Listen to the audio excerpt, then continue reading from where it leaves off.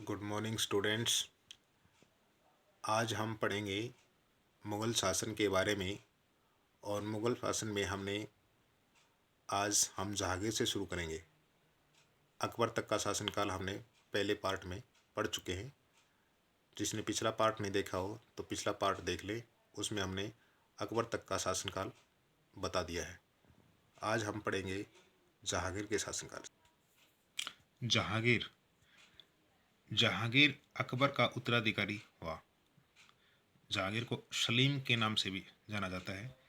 ये नसरुद्दीन मोहम्मद जहांगीर बादशाह गाजी की उपाधि धारण की और 3 नवंबर 1605 में जहांगीर मोहम्मद जहांगीर के नाम से राजगद्दी पर बैठा।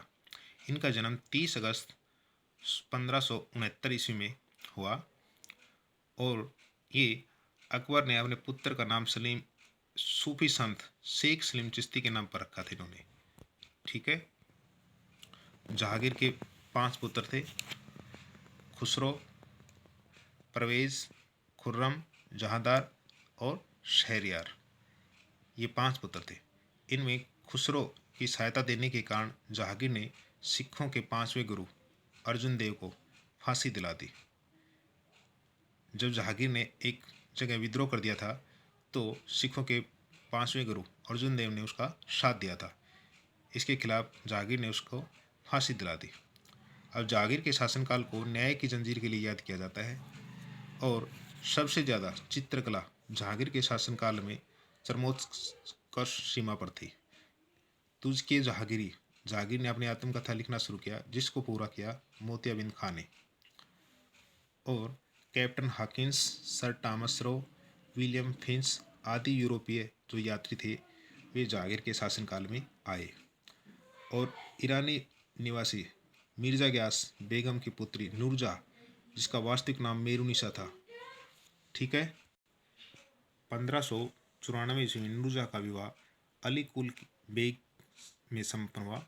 जहांगीर ने एक शेर मारने के कारण अली कुली बेग को शेर अफगान की उपाधि धारण की थी।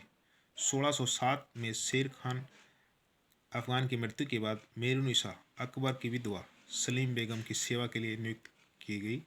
और जहांगीर ने नवरोज़ के त्यौहार के अवसर पर मेरुनिसा को जब देखा तो उसके सौंदर्य से इतना मुग्ध हो गया कि जहांगीर ने मई 1611 में मेरुनिसा से विवाह कर लिया। और विवाह के पश्चात जहांगीर ने उसे नूर महल या नूरजहाँ की उपाधि दी। नूरजहाँ की माँ असमत बेगम, जो गुलाब से इत्र निकालने की विधि उसने खोज निकाली थी। महाबत खान ने भी झेलम के तट पर 1626 में जहांगीर, नूरजहाँ उसके भाई आसम खां को बंदी बना लिया। और इस प्रकार जहांगीर की 7 नवंबर 1627 को भीमवार नामक स्थान पर जहांगीर की मृत्यु हो गई। अब जहांगीर का उत्तराधिकारी था शाहजहाँ। शाहजहाँ, जो खुर्रम के नाम से भी जाना जाता है। 5 जनवरी 1592 में खुर्रम शाहजहाँ का जन्म हुआ। 1612 में खुर्रम का विवाह आसफ खां की बेटी अर्जुनमन बानो बेगम से हुआ। 1631 में प्रसव पीड़ा के कारण उसकी मृत्यु हो गई। उसने अपनी बेगम की याद में ताजमहल का निर्माण किया। ताजमहल का निर्माण उस्ताद अहमद लाहौरी उसके मुख्य कलाकार थे। मयूर सिंहासन का निर्माण शाहजहाँ के शासनकाल में हुआ। लाल किला, दीवान आजम, जामा मस्जिद, आगरे में मोती मस्जिद और ताजमहल, इन सभी का निर्माण शाहजहाँ के शासनकाल में हुआ। शाहजहाँ ने इनका निर्माण करवाया।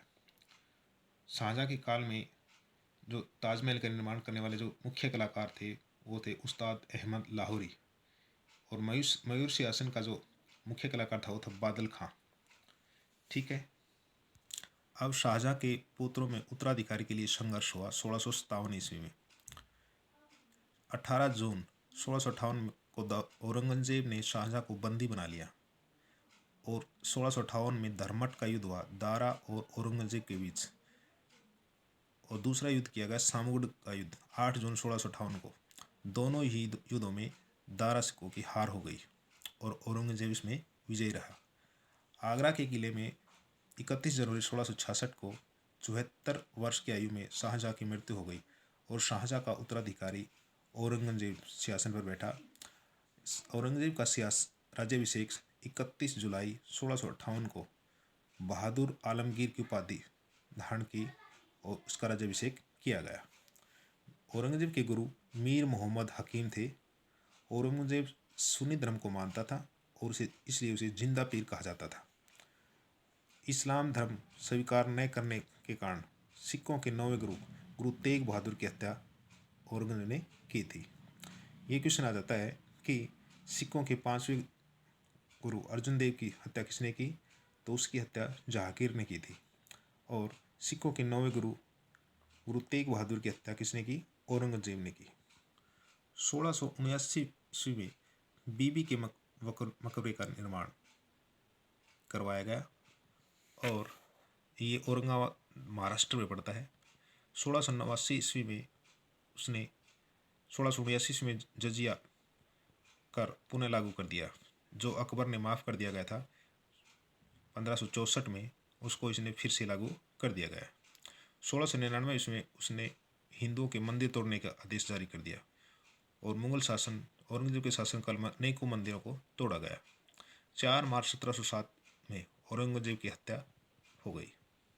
इसके बाद मुगल औरंगजेब के उत्तराधिकारी अयोग्य साबित हुए और उन्होंने मुगल शासन को आगे न बढ़ाया और इस प्रकार मुगल साम्राज्य धीरे धीरे मुगल साम्राज्य का पतन हो गया। मुगल साम्राज्य की जो शासन व्यवस्था थी उसके बारे में देखिए। सूबेदार प्रांतों में शांति स्थापित करना उसका मुख्य कार्य होता था। फिर होता था दीवान का कार्य था प्रांतीय जो राजस्व का प्रधान, यानी कि प्रांतों से जो राजस्व इकट्ठा किया जाता था उसका प्रधान बनाया गया इसको। कोतवाल होता था नगर प्रधान। फौजदार का कार्य होता था जिले का प्रधान, यानी कि फौजी अधिकारी। और होता था लास्ट में आमील, ग्राम के कृषकों से प्रत्यक्ष रूप में संबंध बनाए रखना और वहाँ का लगान एकत्रित करना। ये थी उसकी मुगल साम्राज्य के शासक और उनकी शासन व्यवस्था। धन्यवाद।